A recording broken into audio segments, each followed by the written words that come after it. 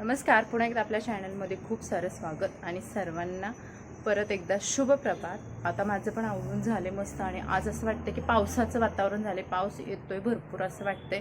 आणि मला पण आज उठायला थोडा उशीर झाला कारण इशिकाचं रात्रभर थोडंसं चालू होतं की गोंधळ, त्यामुळे तिच्यामुळे माझी पण झोप व्यवस्थित झालेली नाही आणि मी सकाळी उठली तोपर्यंत ती पण उठून बसते, त्यामुळे मग सकाळचं आवरायला पण मला लेट होते। बघा ती आलीच इकडून, येईलच बघा आता। माझ्या आवाजानं पण तिकडे येते आणि बेडरूममध्ये नाही झोपत, कधी कधी मग आम्ही हॉलमध्ये जर झोपलो ना तर बघा तिचं उठून तिला माहिती असतं मम्मा किचनमध्ये नाही तर मग बेडरूममध्ये आहे। बघा ती दिसते तुम्हाला, इशू या किती स्माइलिंग फेस आहे बघा, किती स्माइल आले चेहऱ्यावरती। तिला वाटते की मम्मा माझी सापडले एकदाची मला। ये बेटा ये।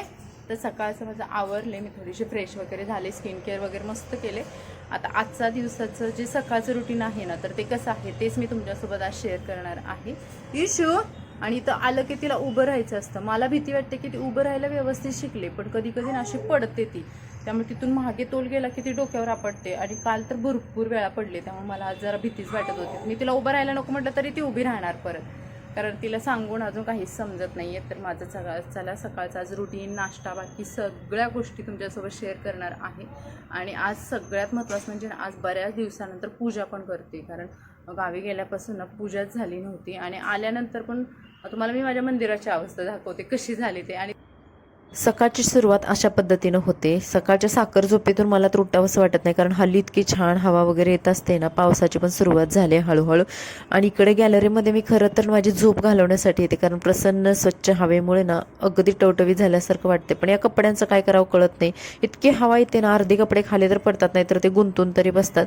आल्यानंतर मग एक्झरसाइज, परत फेस मसाज वगैरे इथेच माझं सर्व चाललेलं असतं आणि बाकीची सर्व मंडळी या टायमिंगला झोपलेली असते। पण ना इशू आता काय करते की जसं मी उठेल ना तसं थोड्या वेळात का होईना ते उठायला बघते, त्यामुळे ते शेड्यूल सगळं कोलमडले आणि माझा एक्झरसाईजचा जो टाईम आहे ना तो आत्ता पूर्ण संपलेला आहे। मी एक्झरसाईजच गावावरून आल्यापासून करत नाही आणि त्याचा रिझल्ट काय झालं ते पण तुम्हाला मी एखाद्या व्हिडिओमध्ये नक्की दाखवेन। फेस मसाज वगैरे तर करते, मस्त टवटवीत वाटतं आणि तुम्हाला याचा समोरचा व्ह्यू पण दाखवते। आता जरी समजा आमच्या बिल्डिंगच्या समोर किंवा माझ्या गॅलरीच्या समोर जरी बिल्डिंग असेल ना तर आजूबाजूचा व्ह्यू आहे ना तर तो खूप छान आहे, म्हणजे इकडच्या कॉर्नरमधून आणि तिकडच्या कॉर्नरमधून असं छान वाटतं। या कॉर्नर लेफ्ट कॉर्नरपेक्षा ना इकडे राईट कॉर्नरला मस्त वाटतं। इकडचे जे ढग दिसतात, डोंगरावरती उतरलेले ढग, आणि पावसाळा सुरू झालाय त्यामुळे ते आणखी हिरवगार मस्त वाटतंय मला। कृष्णा कशाला उठतो एवढ्या लवकर? कशाला उठता तुम्ही एवढ्या लवकर? लवकर उठायला पाहिजे। बघा केसांचा अवतार कसा झालाय तो, केस कसे झाले।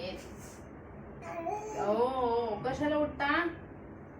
हे बघा केस बघा कसे झालेत। पहिले आम्हाला उठलं की पहिले आम्हाला केस बांधावे लागतात, कसे झाले केस ना इशूचे। आणि एवढ्या लवकर उठायचं काय करायचंय? स्वयंपाक करायचंय तुम्हाला? स्वयंपाक करायचे, नाश्ता बनवायचे। गुड मॉर्निंग बोला, गुड मॉर्निंग। चला तुम्ही आता पप्पांजवळ बसा। मी आता आवडते पटापट। पापा मस्त आपले धाराडूर झोपा काढायले। तर हे बघा मंदिराची अवस्था कशी झाली। सर्व देव वगैरे आहेत ना तर ते वरती ठेवलेत आणि मंदिरामध्ये फक्त आणि फक्त त्यांच्या गुरूंचा फोटो आहे, बाकी काहीच ठेवलेलं नाही, कारण इशूच्या सहज हाताला येते आणि ती ताली की नाही पूर्ण देव खाली घे। आता हल्ली तर मंदिरच ते ओढत असते। हो तुमच्यामुळे झाले हे सगळं। ओ या इकडे। तर बघा ही भांडी पण घासलेली नाही आहेत, आता 2-3 महिने होत आले की, त्यामुळे असे खूप म्हणजे खूप ते म्हणजे हे झालेत, खराब झाल्यासारखे झालेत, त्यामुळे मला ते आता पूर्ण क्लीन करायचं आहे। मंदिर पण स्वच्छ पुसून घ्यायचं आहे। आता पूजा वगैरे ते करतात माझे मिस्टर, त्यामुळे मला काही त्याचं टेन्शन नाही आहे, पण हे सर्व आवरावं लागणार आहे। आणि परत पण पूजा झाल्यानंतर पण हे देवांना वरतीच ठेवावं लागणार आहे, कारण ना इशू पटकन घेते आणि ओढते, दिवा वगैरे पण नाही ठेवू शकत। आणि कसं झालं की आम्ही इथे मंदिराला वरती एक खिळा वगैरे हे करून वरती मंदिर अडकवायचा प्रयत्न आमचा चालू आहे, बघू आता तो कधी सक्सेस होतोय। तोपर्यंत तर मंदिर इथेच राहणार आहे आणि इशूमुळे आम्हाला अशाच पद्धतीने ना काहीतरी ॲडजस्ट करूनच पूजा करावं लागणार आहे।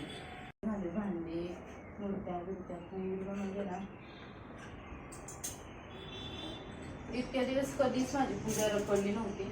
घरामध्ये पूजा होतेच होते, पण ना या गावाला गेलो आणि तिकडून आल्यापासून हे सगळ्या गोष्टी घडलेत मग, त्यामुळे कुठेच हे स्वच्छता वगैरे राहिलेली नाही। पितळेची भांडी क्लीन करायला ना काही वाटत नाही, पण त्याच्यानंतर जे हात आणि ही नख वगैरे काळे होतात ना त्याचा जाम मला वैताग येतो.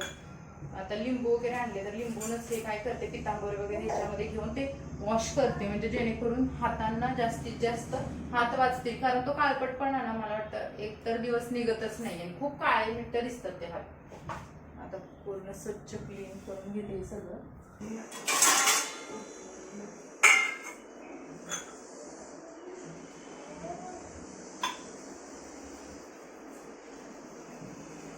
किती स्वच्छ क्लीन निघतंय खरं भांडी. असं घाणेरपणा बघायला नको वाटतं, पण काय ऑप्शन नसल्यामुळे ना तो कसं इतक्या दिवस राहिलेली भांडी बघा इथे कसं लगेच निघून जाते ते पितांबरीनं आणि लिंबूनं लगेच. त्याच्यातमध्ये काही लोक मीठ पण घेतात, म्हणजे मिठानं पण चांगलं निघतं बोलतात. आज बघा मी इकडे ना दही लावलं होतं. शनायाला पण खूप आवडतं, कारण तिला उत्तप्पा वगैरे खायचा असतो. तर लागलंय की नाही पहिलं चेकआउट करूया एकदा, कारण कधी कधी नाही लागत ते दही. हे बघा मस्त लागले दही. याचा म्हणजे अगदी तुकडा पडतोय मस्त. आणि याच्यामध्ये जे एक्स्ट्राचं पाणी आहे ना तर ते फेकून नाही देणार, तर ते पण यूज करणार आहे. आणि हे बघा छान लागले दही. तर दही तर झाले बघा. आता करणार आहे धपाटे. आता येताना आई बोलली होती की जे वारीचं पीठ होतं ना तर ते घेऊन जा, आणि त्याचे धपाटे खरंच खूप छान लागतात. जे वारी मागतात ना, मी दुधाचा कार्यक्रम तुमच्यासोबत शेअर केला होता, पण ते वारीचं पीठ आणायच पण मी विसरले. अशा भरपूर काही गोष्टी आहेत की ती मी येताना विसरलेलीच आहे. मग म्हटलं आज की जे दुसरं जे घरामध्ये जे पीठ असतं त्याचं ते बाकी लोक थालीपीठ वगैरे तुम्ही बोलता, तर ते आमच्याकडे धपाटे बोलतो आम्ही, तर ते आज करणार आहे. आणि शनायला पण गावी धपाटे खाल्ल्यापासून तिला पण खूप आवडायला लागले धपाटे. आता हे शनाया दही बघून खरंच खुश होईल, कारण तिला दही प्रचंड आवडतं. आणि बऱ्याच दिवसापासून ती म्हणत होती की मम्मा दही लाव. आता पहिलं धपाटे करून घेते. मी जसं सांगितलं की वारीच्या पिठाचे जे धपाटे आहेत ना ते खरंच खूप छान होतात, पण ते मी आणलंच नव्हतं. त्यामुळे घरामध्ये जे बाजरी, ज्वारी आणि गहू आणि त्याच्यामध्ये ते आपल्या चण्या डाळीचं पीठ आहे ना ते मिक्स करूनच, आता नॉर्मल प्रत्येक मैत्रिणीला माहिती आहे की धपाटे कसं बनवतात, ते मिक्स वगैरे प्रमाण करून मग त्याच्यामध्ये लसूण आणि मिरची वगैरे हे जे टाकून आहेत ना प्रमाण, जिरे वगैरे टाकून ते मग मस्त त्या पिठामध्ये मिक्स करून आज धपाटे बनवणार आहे. शनाया पण रोजच्या रोज त्या टिफिनला चपाती भाजी नेऊन कंटाळते, मग तिला एक्स्ट्रा वेगळं बेकरीचे प्रॉडक्ट देण्यापेक्षा ना मला हे बरी वाटतं. आणि आता हल्ली ना स्कूल पण इतके अवेअर झालेत की त्यांना बेकरी प्रॉडक्ट्स किंवा बाहेरचं कोणतंच खाणं अलाउड नाही आहे. मग ती भाजी चपाती रोज ती कंटाळते. त्यामुळे आज धपाटीचा खरं मी घाट घातला होता.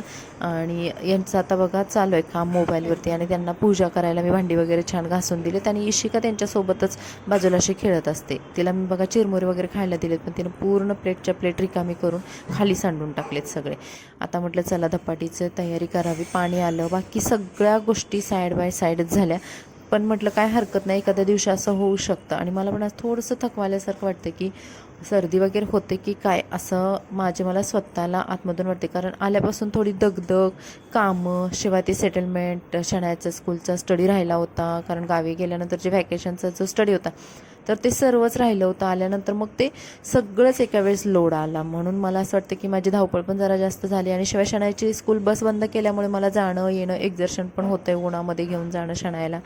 मग या गोष्टीमुळे कुठेतरी बॉडीचं थोडं नुकसान झाल्यासारखं वाटते मला. त्यामुळेच की काय विकनेस पण थोडासा आला आहे, आणि सर्दीचे चान्सेस वाटतात पुढे, आणि क्लायमेट पण चेंज होते. तर मग आता धपाटे पूर्ण थापून झाले. किती मस्त थापलं गेले ना, त्याला होल वगैरे मारलेत मी. आणि असं म्हणतात की वांजं धपाटं टाकू नये म्हणून त्याला होल वगैरे पाडतात आपल्याकडे. आणि तिळचं नेमकं नव्हतं, कारण तिळाचं कसं झालं होतं की कुठे आहेत ते पण माझ्या लक्षात येत नव्हतं, आणि घरातले संपलेत की काय हे पण माझ्या लक्षात येत नव्हतं. कारण गावी राहिल्यामुळे ना काहीच गोष्टी इकडच्या आठवत नाही आहेत मला सध्या.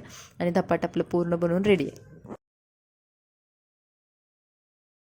धपाटे मस्त बघा खरपूस भाजायला लागले, आणि छान लागेल माझा असा अंदाज आहे की मीठ वगैरे तर बरोबर झालं असेल. पण तरी पण गावच्या धपाटीसारखी चव येईल की नाही सांगू शकत नाही, कारण गावच्या धपाट्याला एक वेगळीच चव असते.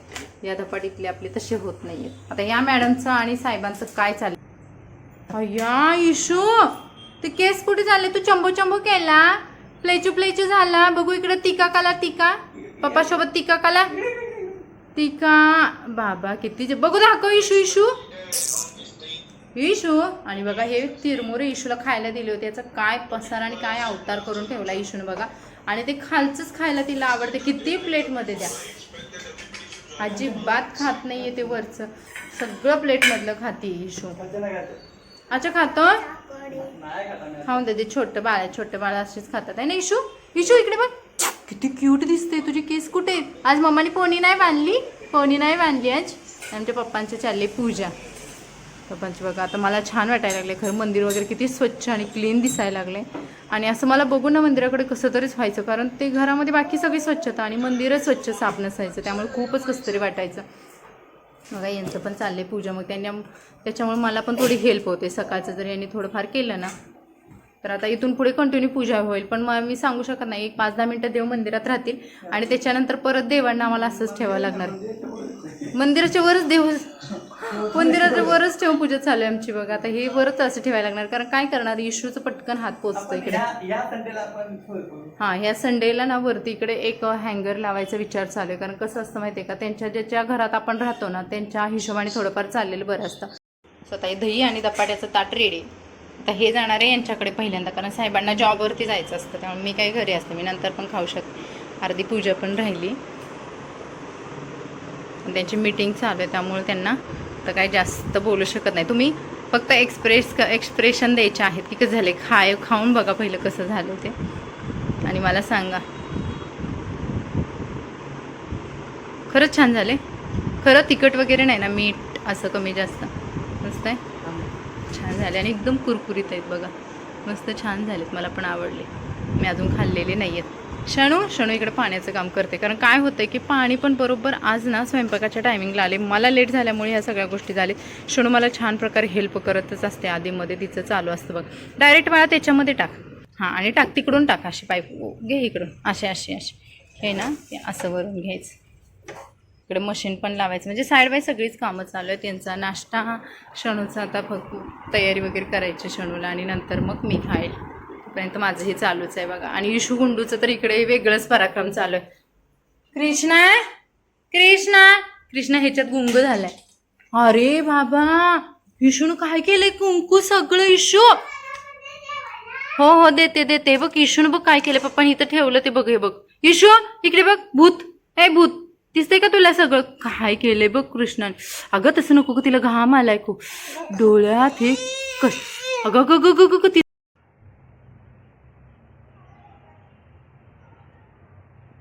बघा ना किती छान झाले. आणि जून महिन्यातला हा जवळपास म्हटलं तर पहिलाच पाऊस आहे. आणि बघा समोरच्या डोंगरावरती ढग अक्षरशः उतरले, तर ढगाने पूर्ण वेढले आणि किती छान व्ह्यू येतोय, किती छान लुक येतोय बघा. आणि मला खरंच खूप छान वाटते. मस्त फ्रेश हवा पण येते ह्या विंडोमधून.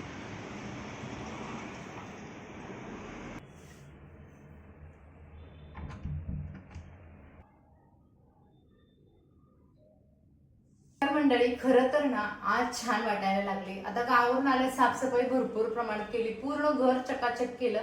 पण मंदिर असं होतं की ज्याच्यावरती आम्ही काहीच करू शकत नव्हतो, कारण ते एकतर 2 महिन्यापासून त्याला पूजा वगैरे यांनी केली नव्हती, कारण त्यांना वेळ पण नव्हता. आणि त्याच्यानंतर मी गावावरून आल्यानंतर ना विचार करत होते की आज पूजा मांडेल, उद्या पूजा मांडेल, असं करत करत जवळपास 15 दिवस तरी गेले. आणि आज फायनली पूजा केली, कारण सकाळची भांडी वगैरे स्वच्छ घासून घेतली. आता इशिका झोपले म्हणून हे सर्व माझं चालू आहे बघा. कारण इशिका जर उठली ना तर हे देव आम्हाला परत वरती ठेवावे लागणार आहेत. आणि त्यानंतर मग हे दिवा वगैरे पूर्ण सगळं वरती ठेवावं लागतं, खाली काहीच ठेवून चालत नाही. कारण इशिका आता चालते, पण पकडून ती चालायला लागली. मग असा विचार करते की जोपर्यंत इशिका झोपली तोपर्यंत हे सर्व असंच राहून दे. आणि घरामध्ये छान धूप दिवा वगैरे लावले, खूप प्रसन्न मस्त वाटते. तर मला उंबरट्याचं हळदी चंदनाचं जे लेपन आहे ना ते पण करायचं होतं. काय झालेलं की भरपूर दिवसापासून ते पण केलेलं नाहीये, पण आज खूप वेळ झाला. आणि सकाळी यांनी पूजा केली, पण दिवा वगैरे त्यांनी इशिकाच्या भीतीमुळे लावला नव्हता. मग आता इशिका झोपले तर म्हटलं पटकन आवरून घेते.